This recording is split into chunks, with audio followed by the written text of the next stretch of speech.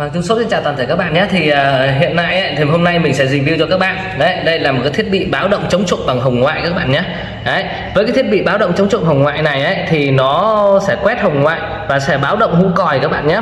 Nó hú còi và nó sẽ báo ra đèn hoặc ra còi, thêm còi cho các bạn. Ví dụ các bạn mà muốn báo động ở những cái khu trang trại hay những nơi xa nhà ấy, các bạn có thể dẫn ra dây điện để cho nó dài ra để chúng ta có thể là báo vào đèn hoặc vào còi, có thể cách xa bao nhiêu là tùy các bạn nhé. Đấy, đây là thiết bị để quét báo động và chống trộm bằng hồng ngoại.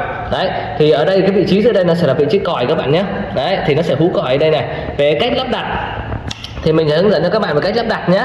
Thì các bạn sẽ đấu điện 220 vào điện lưới này, 220 vào hai cái chân bên ngoài này, còn hai cái chân ở giữa này, hai chân bên trong này ấy, thì các bạn có thể đấu thêm đèn hoặc thêm còi là tùy ý. Đấy, nếu mà các bạn đấu thêm đèn thêm còi thì nó sẽ khi mà nó quét khi có trộm vào ấy, nó sẽ báo ra đèn ra còi để nó báo ra ngoài đường này cho các bạn nhé.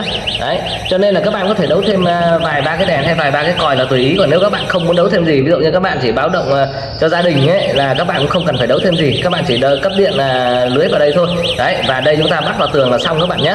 Cái đây phần này chúng ta có thể chỉnh lên chỉnh xuống tùy theo ý này. Cái cự ly để quét hồng ngoại nó tối đa là 12 m các bạn nhé. Đấy, tức là cự ly quét của nó là 12, tối đa là 15 m, nhưng mà tầm chuẩn của nó là 18 đến 12 m các bạn nhé. Đấy, tầm chuẩn của nó là 8 đến 12 m. Đấy, cho nên là các bạn có thể là yên tâm về cái độ quét xa của cái thiết bị các bạn nhé. Đấy, đây là thiết bị là có tem chống hàng giả đàng hoàng các bạn này. Đấy, với cái thiết bị này bên mình là có tem chống hàng giả của thiết bị này. Đấy, về cái nguyên lắp đặt thì bên mình có gửi kèm cho bạn nguyên một cái sơ đồ để các bạn có thể về các bạn có thể tự lắp các bạn nhé. Đấy, với cái thiết bị này ấy, thì các bạn có thể nhìn thấy là đây nguyên cái sơ đồ để các bạn có thể về các bạn có thể tự lắp tại nhà.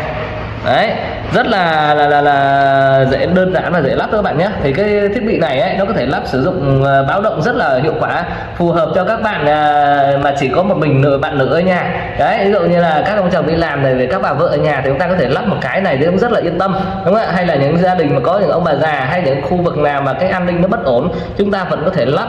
Đấy, đặc biệt là các bạn mà lắp mà để cảnh báo cả khu xóm ấy, thì các bạn có thể đấu thêm những cái còi hú công suất lớn. Đấy, để khi mà có trộm vào khu vực thì cái thiết bị này sẽ quét và sẽ báo động ra cái còi hú công suất lớn các bạn nhé. Thì chúng ta có thể là cả một khu xóm ta có thể vây bắt được trộm các bạn nhé. Đấy, thì cái này ấy, video bạn nào đang xem cái video này ấy, thì đồng nghĩa vấn đề là sản phẩm bên mình vẫn đang bán và phân phối trên toàn quốc, nên là bạn nào mà có nhu cầu muốn mua sản phẩm này thì có thể bấm trực tiếp vào số điện thoại trên màn hình. Bên mình thì hỗ trợ là ship hàng toàn quốc, các bạn nhận hàng tại nhà nên các bạn hoàn toàn yên tâm các bạn nhé. Đấy. Rồi thì bạn nào có nhu cầu mua sản phẩm cứ bấm trực tiếp vào số điện thoại trên màn hình các bạn nhé. Đấy, có thể là gọi điện hoặc là nhắn tin qua Zalo cho mình. Rồi, chào toàn thể các bạn.